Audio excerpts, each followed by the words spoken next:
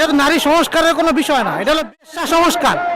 এরা হলো বেশ্যা করিয়া ভাবতেছে যে বেশ্যা বৃত্তি কেমনে করণ যায়, দেশটারে কিভাবে শব্দেরও ওজন থাকে, কখনো তা হয়ে ওঠে অনুপ্রেরণা, কখনো আগুন, কখনো কখনো একটি শব্দ কাঁপিয়ে দেয় সমাজের ভিত। একটি শব্দই প্রশ্ন তোলে আমরা কোথায় দাঁড়িয়ে আছি। সম্প্রতি জনপরিসরে এক বক্তার মুখে উঠে আসে এমনই একটি শব্দ, যা নারীর প্রতি উদ্দেশ্যপ্রণোদিতভাবে অবমাননা।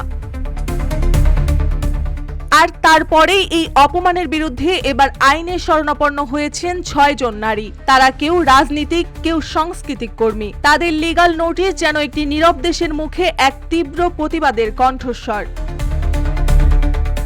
কোনো রাজপথ নয়, কোনো নাট্যমঞ্চ নয়, এই শব্দ উচ্চারিত হয়েছিল এক মঞ্চে। RICL TMX, যুগের পর যুগ স্থাপনা থাকে মজবুত। যেখানে ছিল শতাধিক জনতা, চলছিল বক্তৃতা। এ যেন রাজনীতির নামে নারীর মর্যাদায় ছুড়ে দেওয়া এক জঘন্য গালি। যার প্রতিবাদে উঠে দাঁড়ায় 6 জন সাহসী নারী। 3 জন রাজনৈতিক ময়দান থেকে, সৈয়দা নীলিমা দোলা, দ্রুতি অরণ্য চৌধুরী ও নীলা আফরোজ। আর বাকি 3 জন সাংস্কৃতিক আঙিনা থেকে, উম্মে রায়হানা, উম্মে ফারহানা ও ক্যামেলিয়া শারমিন চূড়া। তাদের ভাষা স্পষ্ট, মতবিরোধ থাকতে পারে কিন্তু অপমান নয়। ঘটনার পেছনে রয়েছে নারী সংস্কার কমিশন গঠনের প্রেক্ষাপট। এই কমিশন নতুন বাংলাদেশে নারীদের অধিকারের নতুন কাঠামো নির্মাণের প্রস্তাব নিয়ে এসেছে। কিন্তু এই উদ্যোগকে কেন্দ্র করেই জনসম্মুখে নারীর প্রতি এমন ভাষা ব্যবহার করা হয় যা ভরিয়ে তোলে প্রতিবাদের স্রোত। জনপরিসরে নারীর প্রতি এমন অবমাননার জায়গা নতুন বাংলাদেশে নেই। জুলাই গণঅভ্যুত্থানে নারীর ভূমিকা ছিল অনস্বীকার্য। এই দেশ নারীর ঘামে গড়া। এই প্রতিবাদ শুধু একটি শব্দের বিরুদ্ধে নয়, এটি এক মানসিকতার বিরুদ্ধে। এটি সেই ভাষার বিরুদ্ধে যা নারীর আত্মমর্যাদা ভেঙে দিতে চায়।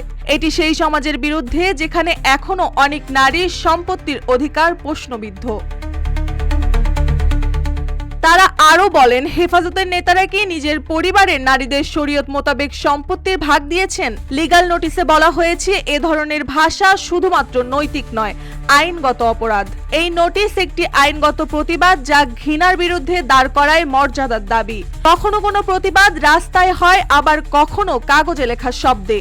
এই 6 নারীর আইন ভিত্তিক পদক্ষেপ আমাদের মনে করিয়ে দেয় বাংলাদেশ বদলাচ্ছে। এখানে গালি নয়, উঠবে যুক্তির কণ্ঠ।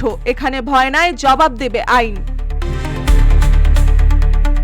প্রতিবাদ সহজ সুন্দর ভাষায়ও করা যায়, কিন্তু প্রতিবাদের নামে নারীর অবমাননা বা গালাগালি শোভনীয় নয় বলেই দাবি নারী সমাজের। এখন সময়ের অপেক্ষা আদালতের কতটা কার্যকর পদক্ষেপ নেয়। মার্জিয়া মৌ, রূপালী বাংলাদেশ।